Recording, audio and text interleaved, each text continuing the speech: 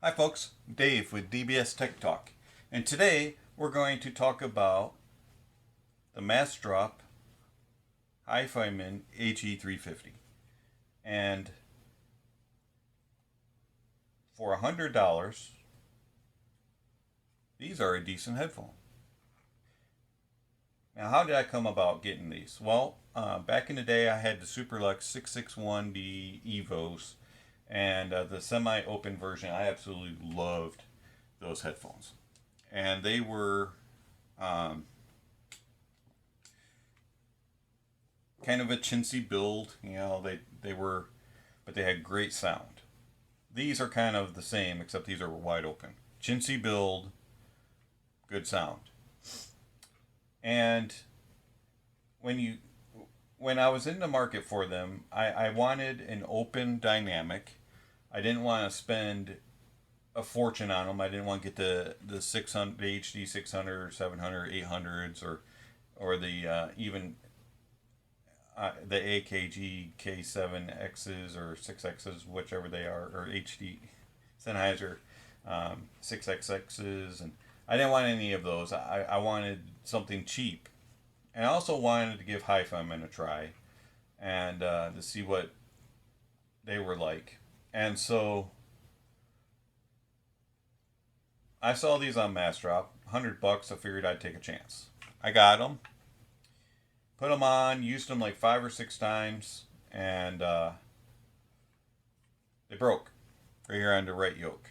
So I had to get a replacement pair. Massdrop was very quick, got them back out to me within a week. Now, a couple quick notes. When they come, first thing you notice is how light they are. They're insanely light. Everything's plastic except for this band. Um, Next thing you'll notice is that the cable is decent. It's got decent length to it. It's a nice rubberized. I mean, it's not a bad cable. It is a little. It has never officially, fully straightened out. It's always got a little bit of a kink in it, but I don't have an issue with it. And the splits are nice. I mean, it works. It's got lettering that says right or R for right and L for left. Some people say that that wears off and rubs off, but if that's the case, then it doesn't really matter because you have R and L on your headband. They rotate either way you want them. Next thing you're going to notice, the pads are rough. They are not pleasant to wear, in my opinion. They're too tight, stiff. That's the word I'm looking for. And so I replaced them. I had several laying around the office, and believe it or not, they ended up with Daconis on. Dakoni fenestrated. I had gotten those from my Bear Custom Studios, and I didn't care for the sound of them on the Custom Studio, so I was like, hey, they're the same size. Let's try them on here. And believe it or not, they actually sound really good on here, and they're comfy. So I got comfort with them, and they don't look bad. You got a nice little fenestrated look on here, and along with the plastic grill here, I think they look sharp. So, anyways,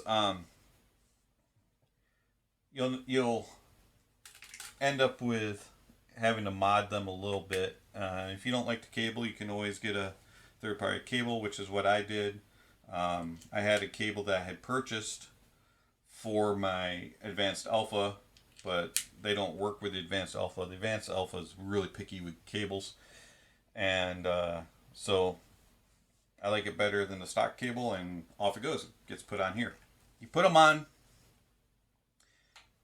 nice and soft, very light. You don't feel anything from the head strap. Um,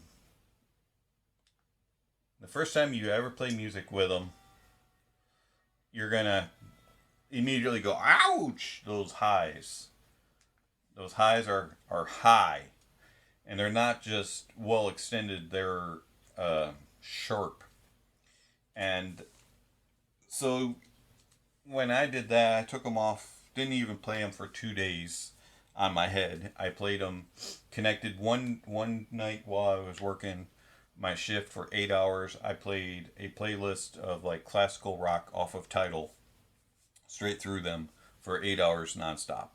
And then the next night, I took a playlist off of my little DAP and I played 8 hours worth of Southern Gospel, classical, and some movie soundtracks through it. And then I tried them again.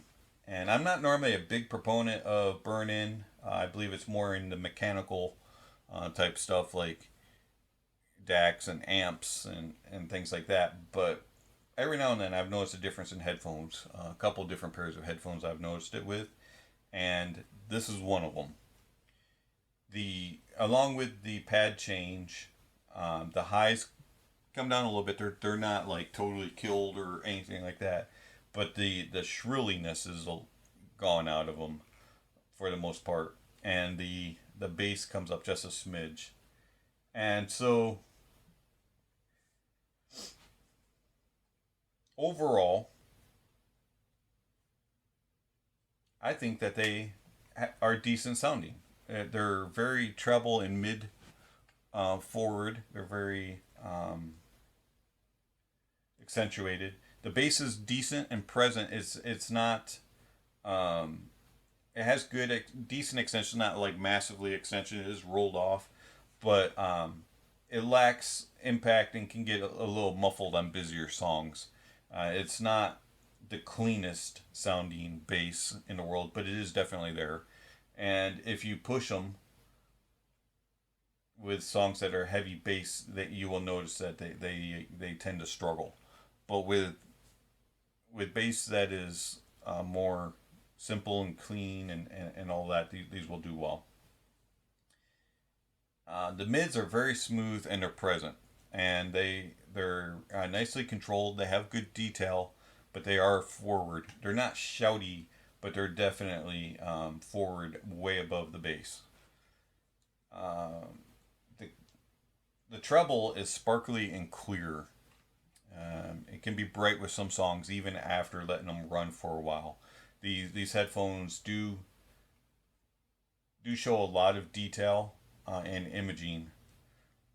Soundstage is decent, but it's not great. These are okay for gaming. I wouldn't say they're awesome for gaming, but they're decent. You can get a little space out there. They do have a nice airiness to them. But again, these are a treble and mid forward headphone. These are not bass head headphones at all. Changing pads does help that. I found that the Brainwaves angled HM5 pad changed the sound in these dramatically, made them a very warm sounding, very thick sounding headphone. I did not care for that sound at all. But the fenestrated ones add a little bit to the bass, keep the mids and the treble where they should be, and I think they're a good headphone. For $100, can't really complain. Now, if I had paid $200 or $300 for these, I would have thought that I had gotten ripped off. But for $100, they're worth it. They're not going to disappoint you unless you're treble sensitive or a bass head. So if you don't like headphones that lack in bass, these will disappoint. If you don't like headphones that are treble or super high in treble, you probably won't like these either. So these are a unique sound for unique ears. They fit my ears because I like a sub bass that's well extended, and I like bass that is clear but not forward, and I like mids that are slightly forward above the bass, and I like treble that's on keel with the mids and sparkly and clear. So these fit me, but they might not fit you. Going forward, I highly recommend that you research what these sound like, and then know for sure what your sound signature is that you prefer. Because if you get these, you may be disappointed. You may have wasted $100. Also, be careful with the build quality. This is my second pair, and build quality is not the greatest. For $100, it's not bad, but it could be better. So, anyways, HE350s, I highly recommend them. Light, comfy after a pad change, and a unique sound. And an introduction to Hifiman for me. I definitely will get another one of their products going forward. I just haven't decided which one yet, and need to recoup the finances a little bit after purchasing the advanced alpha. So, anyways, this has been Dave with DBS Tech Talk, and thank you for watching. And I'll catch you on the next video.